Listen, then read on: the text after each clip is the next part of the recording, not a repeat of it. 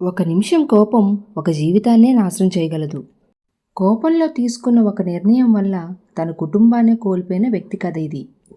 చివరి వరకు చూడండి. ఈ కథ మీ జీవితాన్ని మార్చవచ్చు. ఒక చిన్ని గ్రామంలో రాఘవ అనే వ్యక్తి ఉండేవాడు. అతని భార్య లక్ష్మి, 8 ఏళ్ల కుమారుడు కార్తీక్. వాళ్ళ కుటుంబం చాలా ఆనందంగా ఉండేది. పెద్దగా డబ్బు లేకపోయినా ప్రేమ మాత్రం అపారంగా ఉండేది. కానీ రాఘవకు ఒక బలహీనత ఉండేది. అదే కోపం. చిన్న విషయం జరిగినా వెంటనే అరవడం, వస్తువులను విసరడం, తర్వాత బాధపడడం అతనికి అలవాటు. లక్ష్మి ఎన్నోసార్లు చెప్పింది, కోపం వచ్చినప్పుడు ఒకసారి ఆలోచించండి. కానీ అతను వినేవాడు కాదు. ఒకరోజు గ్రామానికి వచ్చిన పెద్ద ఆయన రాఘవతో అన్నాడు, కోపం వచ్చినప్పుడు మాట్లాడకు, నిర్ణయం తీసుకోకు. ఎందుకంటే కోపం మనిషిని ముంచేస్తుంది. రాఘవ నవ్వుతూ, నాకేమీ కాదు అని వెళ్ళిపోయాడు. ఆ మాటల విలువ అతనికి అప్పుడు అర్థం కాలేదు. ఒకరోజు పొలం నుంచి అలసిపోయి ఇంటికి వచ్చాడు. కార్తీక్ ఆడుకుంటూ పొరపాటున నీలికుండను పగలగొట్టాడు. ఆ శబ్దం విన్న రాఘవ ఒక్కసారిగా కోపంతో ఉడికిపోయాడు. ఎన్నిసార్లు చెప్పాను అంటూ గట్టిగా అరిచాడు. భయంతో బాలుడు ఏడవసాగాడు. లక్ష్మి అడ్డుకునేందుకు వచ్చింది. కానీ రాఘవ కోపం తగ్గలేదు. కోపంలో రాఘవ, మీ వల్లే నా జీవితం నాశనం అయింది అని భార్యకు చెప్పేశాడు. ఆ మాటలు లక్ష్మి హృదయాన్ని ముక్కలు చేశాయి. కొన్నిసార్లు కత్తితో చేసిన గాయం కంటే మాటలతో చేసిన గాయం చాలా లోతుగా ఉంటుంది.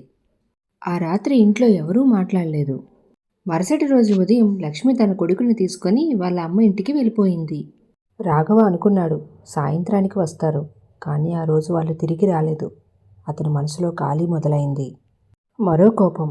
అదే రోజు పొలంలో పనిచేస్తుండగా పొరుగువాడు చిన్న విషయం మీద వాదించాడు.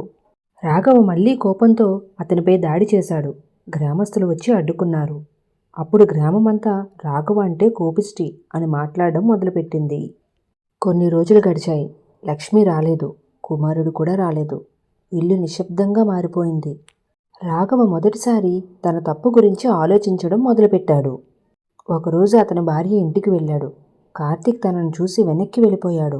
ఆ చిన్నారి నాన్న కోపంగా ఉంటాడు అని చెప్పిన మాట రాఘవ గుండెను చీల్చేసింది. ఆ రాత్రి అతనికి నిద్ర పట్టలేదు. తన కోపం వల్ల జరిగిన ప్రతి సంఘటన గుర్తుకు వచ్చింది.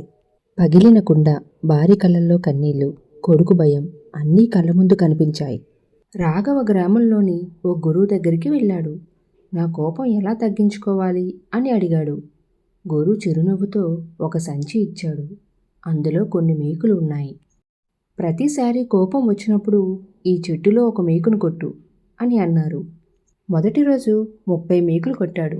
రెండో రోజు 20, ఆ తర్వాత 10. కొన్ని వారాలకి ఒకటి కూడా కొట్టలేదు. గురువు మళ్ళీ చెప్పాడు, ఇప్పుడు ఒక్కో మంచి పనికి ఒక్కో మేకు తీసేయి. కొన్ని నెలల తర్వాత అన్ని మేకులు బయటికి వచ్చాయి. కానీ చెట్లో రంధ్రాలు అలాగే ఉన్నాయి. గురువు అన్నాడు, కోపంలో చెప్పిన మాటలు కూడా ఇలాగే. క్షమాపణ చెప్పచ్చు, కానీ మనసులో పడిన గాయాలు వెంటనే మాయం కావు. రాఘవ కళ్ళల్లో నీళ్లు వచ్చాయి. ఆ రోజు నుంచి కోపం వచ్చిన ప్రతిసారి 10 వరకు లెక్క పెట్టేవాడు. లోతుగా శ్వాస తీసుకునేవాడు. మాట్లాడే ముందు ఆలోచించేవాడు. మెల్లగా అతని జీవితం మారింది. కొన్ని నెలల తర్వాత లక్ష్మి అతనిలో వచ్చిన మార్పును చూసింది. కార్తీక్ కూడా మళ్ళీ నాన్నతో మాట్లాడడం ప్రారంభించాడు. ఒకరోజు ముగ్గురు కలిసి భోజనం చేశారు. ఆ ఇంట్లో మళ్ళీ నవ్వులు వినిపించాయి. ఇప్పుడు రాఘవ కోపంగా ఉండే వ్యక్తి కాదు, ఇతరులకు సలహాలిచ్చే వ్యక్తి అయ్యాడు. గ్రామంలో ఎవరైనా గొడవ పడితే అతనే వెళ్ళి శాంతింపజేసేవాడు. ఒకసారి మళ్ళీ ఎవరో అతన్ని అవమానించారు. అందరూ ఇప్పుడు రాఘవ కోపడతాడు అని అనుకున్నారు. కానీ అతను చిరునవ్వుతో, కోపం గెలిస్తే నేను ఓడిపోతాను అని అక్కడి నుంచి వెళ్ళిపోయాడు.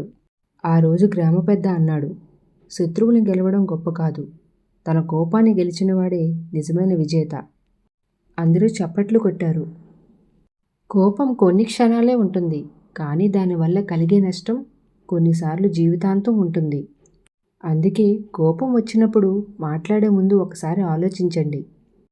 కోపం మీ శక్తి కాదు, మీ శత్రువు. కొన్ని క్షణాల కోపం జీవితాంతం పశ్చాత్తాపాన్ని మిగిల్చవచ్చు. ఈ కథ మీకు నచ్చితే మీ కుటుంబ సభ్యులతో, స్నేహితులతో తప్పకుండా పంచుకోండి.